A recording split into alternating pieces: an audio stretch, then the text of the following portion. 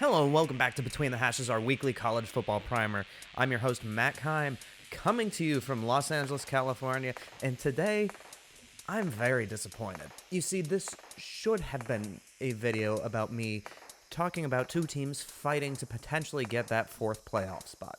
This should have been a video about how the Pac-12 is finally reestablishing itself as a legitimate power conference with real national championship contenders. This should have been a video about Chip Kelly's full resurgence. This is none of those things. I'm talking about the much more muted Battle of Los Angeles between USC and UCLA. In all fairness, there is one team that still has very legitimate playoff hopes on the line, but can they even get out of this week? Coming off of a weekend where the Pac-12 completely fell on its face. Oregon was upset at home by Washington. Thanks, Washington, completely destroying my record last week. And UCLA had a much more embarrassing loss against Arizona. The end result is that both of these teams were knocked out of playoff contention for good this year. And in UCLA's case, I'm fairly certain that's going to be for the next few years because UCLA is so senior-laden and dependent. They're going to lose a lot of these guys to the NFL next year or just to graduation. I talked about UCLA a lot in an earlier video this year, and the book on them is Dorian Thompson-Robinson was an early Heisman favorite candidate. He probably won't win it this year, but he's had a really good season. He is responsible for 27 touchdowns, 20 throwing, 7 on the ground, and has only thrown 4 interceptions. But he's not alone. Zach Charbonnet, the running back, has proven a very physical, very talented back.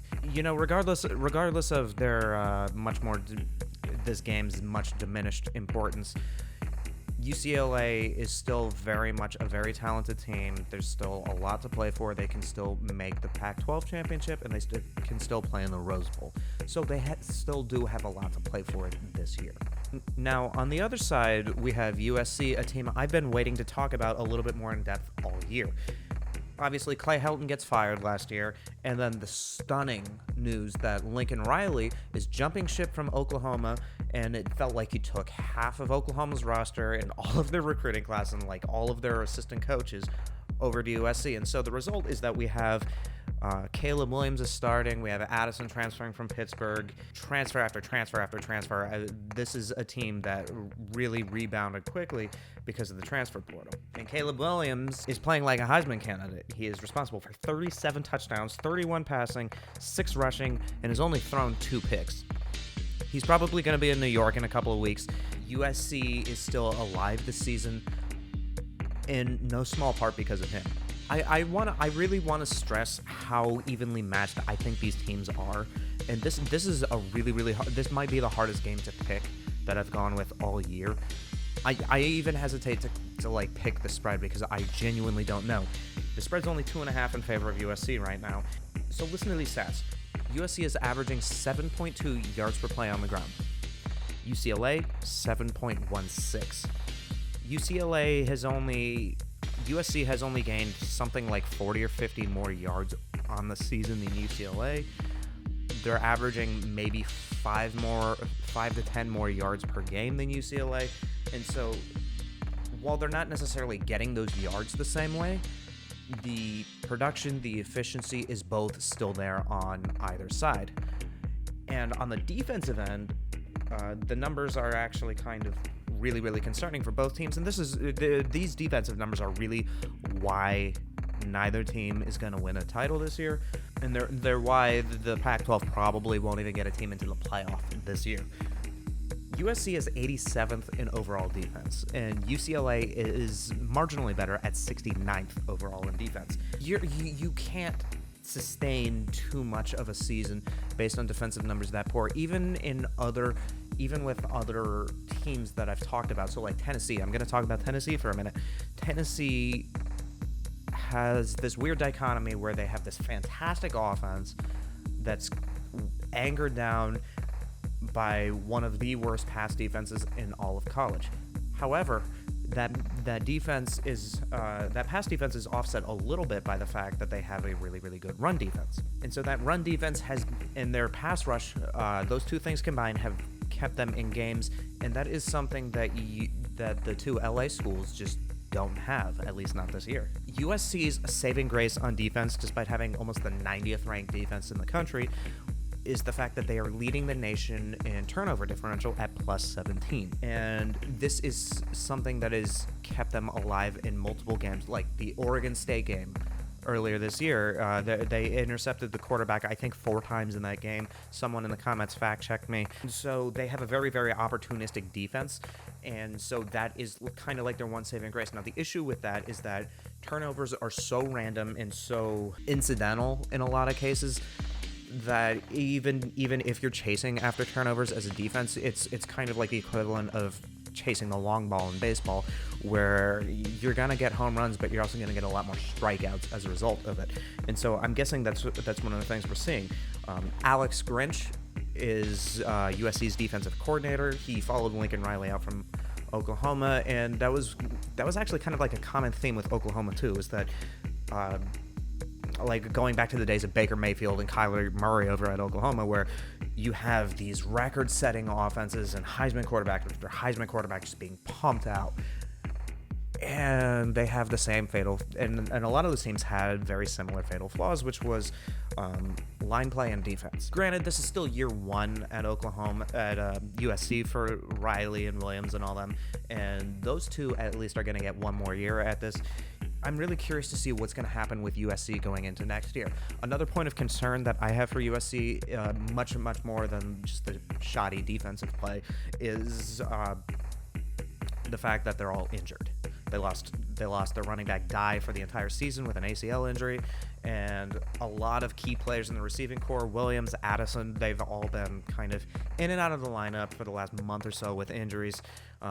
Those last two names that I mentioned, Williams and Addison, should be coming back. One of them was playing on limited time, but I'm really excited to see this game because you're going to see two of the most athletic quarterbacks playing in college football today. Caleb Williams versus DTR. You're going to see two of the best offensive minds over the last 15 years in this sport, with Chip Kelly and Lincoln Riley going at it. You're going to see, even though UCLA's playoff hopes are completely done, this game will go a long way in determining the Pac-12 championship. So who wins? I truly have no idea. Both teams are in the positive on the turnover differential, because one of my first thought was, well, maybe if ball security is an issue for UCLA, then USC can take advantage of that. USC is kind of favored, and just with the wacky way the Pac-12 has worked this year, it would not shock me in the slightest to see the Pac-12 cannibalize its best hope to get into the playoff, to the point where I'm actually kind of expecting it to happen. So I think UCLA actually just wins this game, but I do have a better reason for it. I think UCLA's ability to control its ground game with Charbonnet will be critical for them. And I think the Bruins will be able to control the line of scrimmage a lot better than USC will, especially with the loss of Dye at running back for USC. And while USC can score and respond in a couple of plays, they won't be able to play the same ball control that they had been with other instances this year. And the last time they played a team that was this physical on the ground was Utah, and they lost. So my official prediction, UCLA takes out USC and then ends the Pac-12 title hopes. But I'm going with the Bruins here. I didn't learn my lesson from when they played Oregon, apparently. Okay, lightning round. There's other very critical games this week, and I want to talk about them. Okay, we're staying in the Pac-12. The other key matchup in the Pac-12 this week is Utah at Oregon. Oregon is favored. I think Oregon bounces back from an upset loss. I don't think they lose at home 2 games in a row. As much as I like Utah and their physical style of play, I think Oregon bounces back, especially if Bo Nix is healthy. Another rivalry game, TCU at Baylor.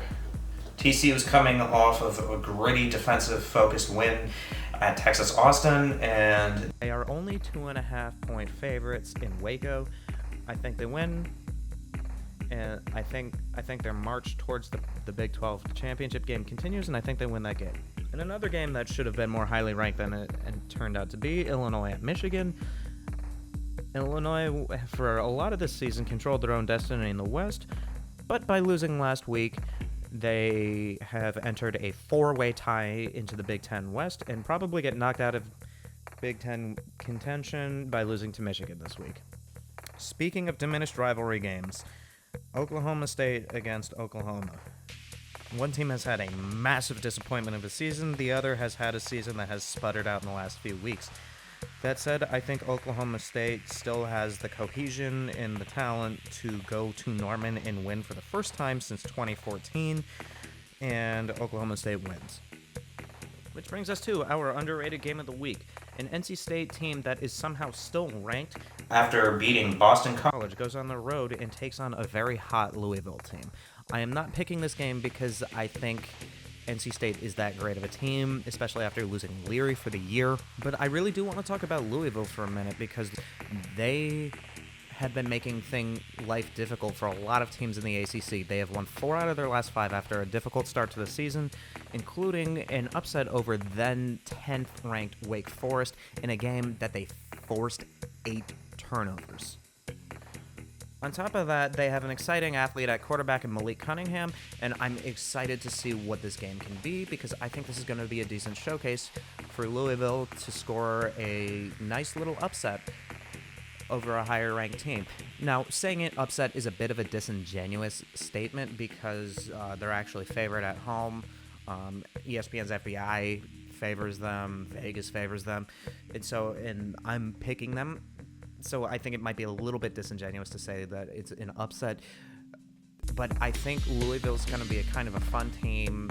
I think this should be a fun game, and I have no idea what's happening in the ACC. All my picks in this conference have kind of just gone off the rails for me this year, but I'm going to pick this conference one more time. Louisville takes out North Carolina State. Well, that's all the time I have for you guys today. Thanks for watching, as always, and remember to give us a like, comment, subscribe. Remember, Empire Media, AMPIRE Media. Tune in for the John Keim Report for updates on the Washington Commanders, or for All's Caps for updates on the Washington Capitals, hosted by former Capitals defenseman Carl Alsner and AP hockey writer Steve Wino. Follow all of that and more on Empire Media on YouTube or wherever you get your podcasts. Thanks, guys, and enjoy the games.